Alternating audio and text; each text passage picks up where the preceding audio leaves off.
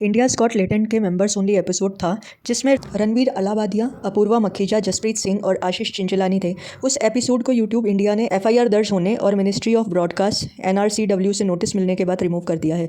पूरे इंडिया में इस शो के डिजिटल प्रोटेस्ट हो रहे हैं, सेम वैसे ही जैसे एआईबी नॉकआउट के टाइम पे हुए थे। ऑल इंडिया सिने वर्कर एसोसिएशन ने इस शो पर बैन लगाने की डिमांड की है।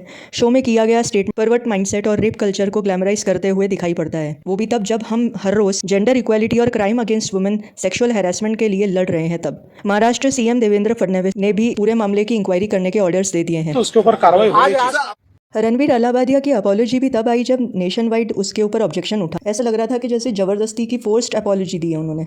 जो रणवीर ने स्टेटमेंट्स बोले वो ऐसा नहीं लग रहा था कि स्पॉन्टेनियसली आया हो, वो एक सोचा समझा कॉपी पेस्ट स्टेटमेंट था। Every day for the rest of your life? Whoa! Would you join in once and stop it forever? Would you rather watch your mum and dad have sex every night for the rest of your life, or join in one time to make? अंधे बच्चों को उनकी आंखें दी थी, उसके लिए fuck you. Ranveer की PR team हमेशा उनकी इमेज एक सनातनी बिलीवर और फिटनेस एंथुजियास्ट जैसे पोर्ट्रे करने का ट्राई करती है। वो हमेशा बॉलीवुड के लोगों की इमेज वाइट वॉश करने और कॉपी पेस्ट कंटेंट के लिए पकड़े जाते। एक पॉडकास्ट में जाने वाला था अभी, biceps, and we cancel that. क्यों?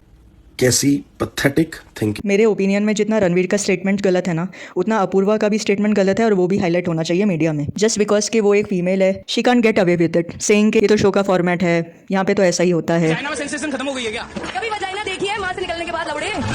को रोकने के बजाय सारे जितने भी पैनलिस्ट थे वो उसके स्टेटमेंट को सुन के तालियां मार रहे थे और उसे ऐसे प्रेस कर रहे थे जैसे कि उसने बहुत ही अच्छा स्टेटमेंट फेंका हो। तो इसी से पता चलता है कि इन लोगों की मेंटालिटी क्या है। बस वो अगर कोई हमारे शो में आके पॉर्न शूट करना चाहता है, अगर आप जानते हो कोई ऐसा हो, प्लीज भेजो उनको भाई, बहुत मजा आएगा, माँ कसम भाई, पूरा इंटरनेट फट जाएगा। So that would be epic.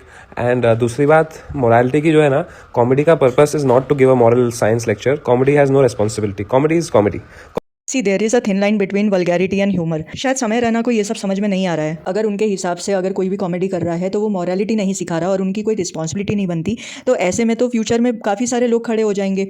अगर अपूर्वा कहीं रास्ते पे जा रही है और मॉब लिंचिंग होती है उसके साथ में, तो लोग वो ही कहेंगे कि इसके 6 फुट और 6 इंच वाली स्टेटमेंट को देख के हमें गुस्सा आया, इसलिए हमने ऐसी हरकत की, हमारी भी कोई रिस्पॉन्सिबिलिटी नहीं बनती है। क्या ये सब सुनने के लिए समय रहना तैयार है? ऐसे तो हर एक न्यूज़ चैनल कुछ भी न्यूज़ बना देगा, कुछ भी वीडियो छापेगा और फिर बाद में कहेगा कि हमारी कोई रिस्पॉन्सिबिलिटी नहीं है। जब इस सीरीज़ की एडिटिंग हो रही थी ना, तभी ये सेगमेंट को ट्रिम कर देना चाहिए था, लेकिन इसे ट्रिम नहीं किया गया। वेट किया गया कि कब इस सेगमेंट के अराउंड कंट्रोवर्सी जनरेट होगी और कब बवाल मचेगा, क्योंकि वो क्या है ना, even negative publicity is a publicity. अभी ये सब हॉट टॉपिक बना रहेगा 1 हफ्ते तक, फिर उसके बाद में सब लोग उस चीज़ को भूल जाएंगे, फिर वही नॉर्मल हो जाएंगे। अब बात करते हैं कि ऐसे शो बंद होने चाहिए। मोरालिटी के पॉइंट ऑफ व्यू से देखें तो ऐसे शो बंद होने चाहिए।